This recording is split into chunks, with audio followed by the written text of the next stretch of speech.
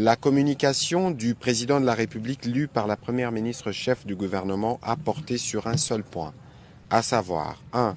Du respect de la suspension des exportations et des mesures réglementaires d'encadrement de la commercialisation du cobalt et d'assainissement de sa chaîne d'approvisionnement. Le président de la République a rappelé que le 22 février 2025, après une évaluation approfondie du marché du cobalt, dont notre pays est l'un des principaux producteurs, l'autorité des régulations et des contrôles de marché des substances minérales stratégiques ARECOMS a annoncé une série de mesures visant à rétablir l'ordre et à garantir une gestion optimale de cette ressource stratégique. Parmi ces mesures figurent la suspension temporaire des exportations de cobalt en provenance de la République démocratique du Congo, une décision essentielle pour mettre un terme à la commercialisation anarchique et préserver les intérêts économiques nationaux.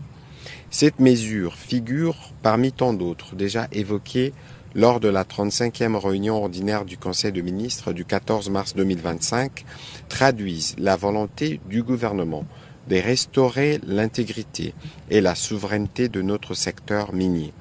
Le président de la République a noté avec satisfaction une amélioration notable des cours du cobalt qui, depuis l'application de la suspension, ont enregistré une hausse de plus de 50%,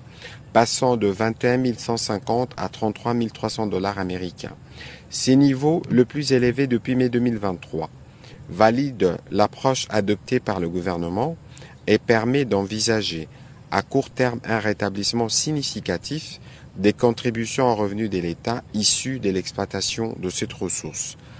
Plus encore a-t-il souligné, cette dynamique ouvre la voie à une transformation locale accrue, réduisant notre dépendance aux exportations brutes et favorisant la création d'une chaîne des valeurs à haute valeur ajoutée au sein de notre économie. Dans un souci de préservation des intérêts stratégiques de l'État, ainsi que pour renforcer l'attractivité économique du secteur, le président de la République a indiqué qu'il est opportun et nécessaire de maintenir la suspension des exportations conformément à la décision prise par l'ARECOMS. Cette mesure continuera à produire ses effets jusqu'à son échéance prévue, à l'issue de laquelle une évaluation approfondie sera menée pour déterminer soit sa prorogation, soit l'adoption de nouvelles stratégies visant à pérenniser l'équilibre du marché et à poser les bases d'une industrialisation locale durable.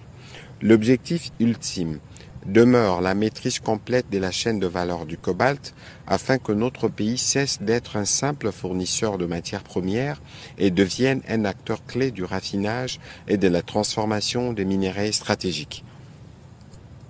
Compte tenu de la sensibilité des marchés et de l'impératif d'une communication cohérente sur ces décisions, le président de la République a tenu à rappeler que l'ARECOMS demeure l'unique organe habilité à s'exprimer publiquement sur ces mesures après une analyse rigoureuse de l'évolution du marché et de ses impacts. En conséquence, il a invité l'ARECOMS et l'ensemble des services concernés, sous la supervision du ministre de Mines, à prendre toutes les dispositions nécessaires pour garantir l'application stricte de la suspension des exportations et des mesures réglementaires destinées à encadrer la commercialisation du cobalt. Il est impératif de poursuivre l'assainissement de la chaîne d'approvisionnement en éradiquant les pratiques illicites et en instaurant une gouvernance plus rigoureuse garantissant ainsi la transparence et la traçabilité du flux commerciaux. Un rapport mensuel détaillé du ministre de Mines et de l'ARECOMS